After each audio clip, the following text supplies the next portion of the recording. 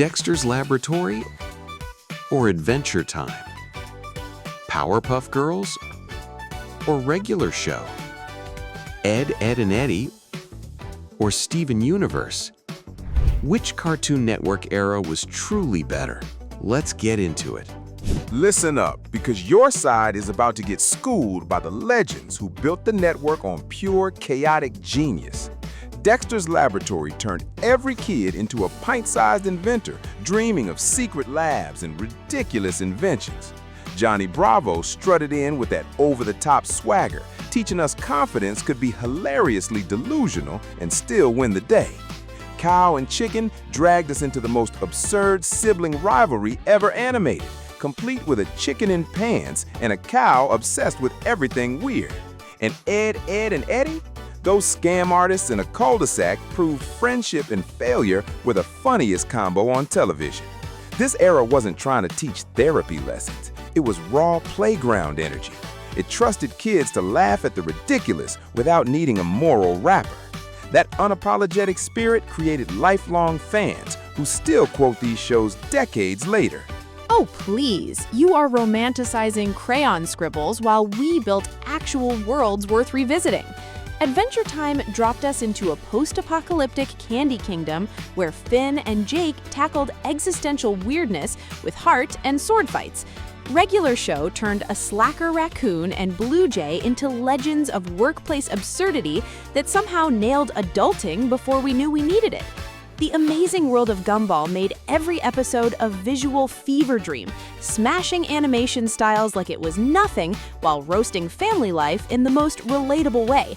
Steven Universe didn't just tell stories, it explored identity, love, and found family with gem-powered emotional intelligence that hit different. Your era had flashy gags. Ours had depth that grows with the viewer. We didn't just entertain kids, we respected them enough to challenge their hearts. You want to talk respect? Your side's idea of depth is just dressing up simple lessons in pretty colors while ignoring the pure joy we delivered.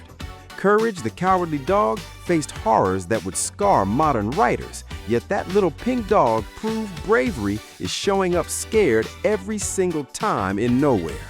Samurai Jack sliced through time and robots with silent intensity that made every episode feel like an epic poem without needing therapy sessions.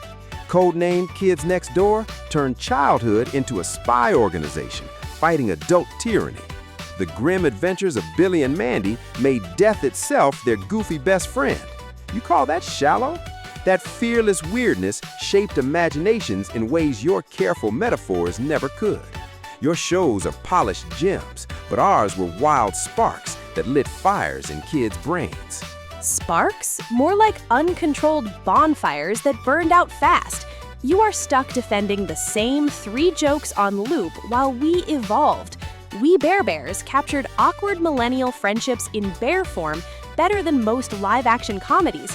The Powerpuff Girls reboot refreshed those iconic heroes for a new audience, proving the formula could adapt without losing its kick. Craig of the Creek turned a local creek into an entire mythic kingdom of kid politics and creativity that feels lived in. Long Live the Royals and Apple and Onion brought fresh absurdity with royal family drama and food truck philosophy that was genuinely unpredictable. Your era talked down to kids with non-stop slapstick. We invited them into layered stories where emotions and jokes hit at the same time. That's not careful, that's confident storytelling that lasts. At the end of the day, this debate comes down to what Cartoon Network was meant to be. A no-holds-barred explosion of imagination that didn't need permission slips.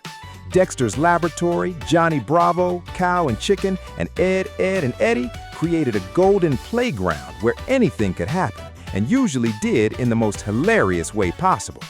Courage the Cowardly Dog, Samurai Jack, codenamed Kids Next Door, and the grim adventures of Billy and Mandy proved you could be scary, epic, rebellious, and silly all at once. Foster's Home for Imaginary Friends showed us imaginary friends don't disappear. They just wait for us to remember how to play.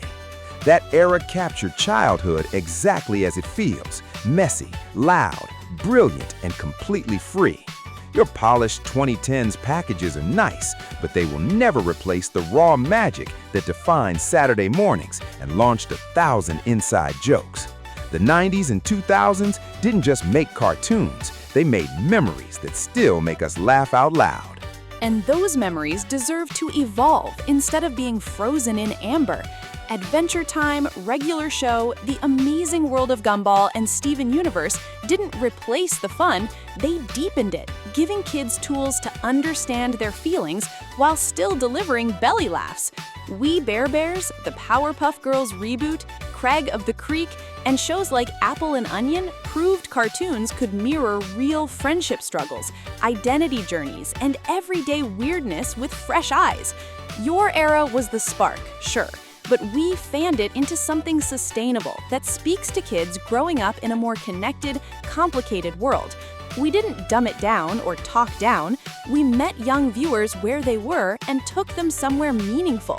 The 2010s era didn't kill the network's soul, it matured it. And that growth is what keeps Cartoon Network relevant instead of becoming a nostalgia museum. All right, you've heard the arguments. Now it's your turn to pick the winner. Which Cartoon Network era do you think was truly better? The 90s 2000s era or the 2010s era? Also, what were your favorite Cartoon Network shows from either era? Debate it all out in the comments section below.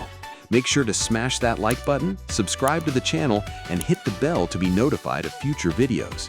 If you enjoyed this debate and want to see more, check out our SpongeBob SquarePants vs. Phineas and Ferb GOAT cartoon debate, or check out our Pokemon vs. One Piece Better Anime franchise debate. Thank you for watching, and remember, insight prevails over division, so let's continue the conversation.